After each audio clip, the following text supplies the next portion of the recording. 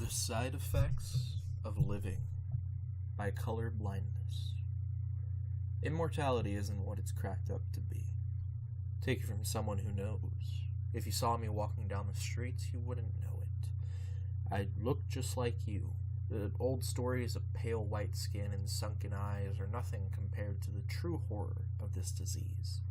Yes, I said it. To live forever is to die over and over and over again. I know what you're thinking, though. This girl is crazy. She doesn't know what she's talking about. Living forever? Sign me up. That's what I thought, too. I was vacationing in Thailand with an old boyfriend who told me about these weird Asian drugs that were said to improve longevity and help you lose weight. Of course, it wasn't FDA approved or anything, just some herbal substances mixed together. Or to use the cliche, ancient Chinese secret. At time, I had some stomach problems and was weighing about 280 pounds. Diet and exercise weren't working like I wanted them to. Every different supplement I had tried before was just making me feel sick. So I figured I would give it a shot. I didn't have anything to lose. I had everything to lose. My ex and I found the market the next day and met this prune of a Scandinavian man. He had a pointed nose with a goatee underneath it and soft blue eyes dressed in all black. When he reached for my palm to greet me, I saw that he had hair on his palms. Inside his shop, I saw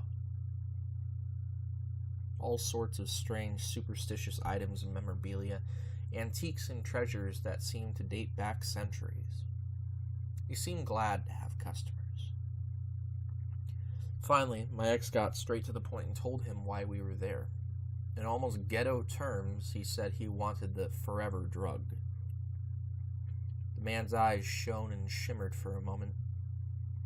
He seemed sad. He showed us the bottle, and I was surprised to find that it was just a simple orange pill.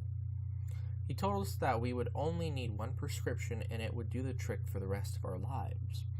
I must have laughed because his expression grew angry.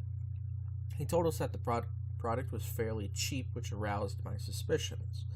Then I asked what the side effects were. He looked me straight in the eyes and responded, "Living." I laughed again, and my ex seemed to think the guy was a crackpot. Still, given the fact that it was only about $66 US, I decided to give it a shot. That feels so long ago. The drugs did exactly what he promised almost immediately. I found myself losing weight quickly, buying new clothes, and finding that I had less of an appetite than before. That's not really what was happening, though. I didn't realize the truth until a few moments later when we were driving down the highway and my ex and I got into a car wreck. The Toyota we were flipped and smashed over 3 lanes of traffic. We should have both died. Doctors told me it was a miracle that I had lived at all, but something told me that wasn't what was happening to me. To walk away from something like that without a scratch on me? Impossible. It was the pills. I was excited at first. I had to test my theory, so I ran home. It sounds stupid, but I got a small knife and I split the blade gently across my skin. I watched as the blood drained out, and I screamed gently in pain.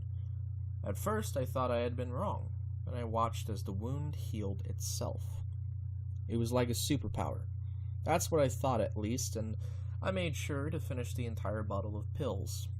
I didn't know I was sealing my fate. I even recommended to other friends and family, trying to see if anyone could find where the manufacturer was. A cousin found it in a backwoods Michigan refinery. Seemed like they weren't really making any good money.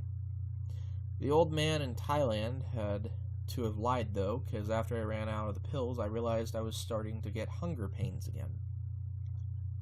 I also realized that my body was deteriorating at a rapid pace. I needed something to sustain me. I found my way to Michigan during the summer. It was hard to find, but I tracked them down. The people inside knew why I had come and directed me inside. There were about 13 of them. They all looked to be full of youth and vigor as I explained my symptoms. They all said they had heard it all before. I wouldn't need a new prescription, apparently. The drug had changed my body from the inside out. My organs were what needed to be replaced. They told this to me while they were preparing an operating table. They told me I needed the procedure done right away. There was something else they mentioned as they took me over to the table. Sedatives were useless. I would feel each and every needle, every cut, every slice. They strapped me down as I prepared for the ordeal, the price I paid for eternity. I couldn't even run as they dragged me to the operation. First, the main surgeon used a surgical knife and slit straight between my breasts. I watched in horror and tried to act like everything was fine. Then, using his bare hands, he split my chest open slowly to show the rib cage underneath. I screamed and tried to buck as the other doctors held me in place. Needles pierced my skin at my legs and my arms. Blood pouring out from every orifice. Bones cracked, my muscles became torn in two as I felt the surgeon reach inside and grip my still beating heart. With one simple tug, he pulled it out, the arteries bursting in his fingers as he showed it to me. I stared there, shocked. I stared there in shock, watching as he began to lick the heart, savoring its taste. The others did the same to my bones, and I was sure the pain I felt would never end. Chewing on my bones, slicing me open to grab my intestines like they were sausage. I lay there for almost a day as my new heart grew. They told me the other rules of this hell. If I shot myself in the head, it would take 3 days for a new one to grow. Only about half a day for an arm or leg. Smaller organs would need replacing, more like the heart or the liver. There was nothing I could do to stop it from happening. I would keep dying like this every day with weakening organs and take the steps necessary to maintain my life. To feel each and every bone break over and over. To have my muscles and tissue die endlessly repeating itself. To watch helpless as others feasted on my organs like they were fruit. There is one way to prevent a deteriorating process, if only for so long.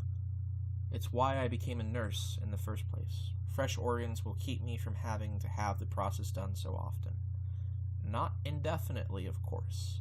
Eventually I will have to have another appointment, another surgery, another cut, another death.